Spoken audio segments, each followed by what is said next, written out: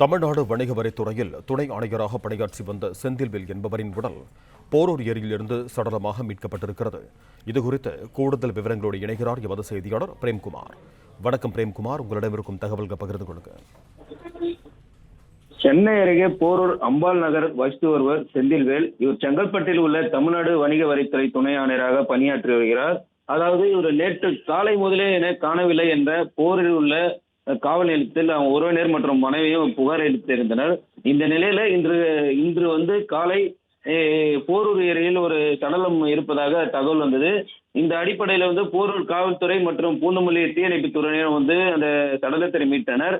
அந்த சடலத்தை மீட்ட பின்பு இது செந்தில்வேலு எனது தெரிய வந்தது. இந்த நிலையில வந்து உடலை மீட்டு அருகில் உள்ள மருத்துவமனைக்கு அனுப்பப்பட்டனர். அதாவது இவர் வந்து பணி சுமையா அல்லது கடன் தொல்லையால் தற்கொலை செய்து கொண்டார் என போரூர் போலீசார் வந்து விசாரணை மேற்கொண்டனர். அந்த பகுதியிலும் பெரும் பரபரப்பை ஏற்படுத்தியுள்ளது.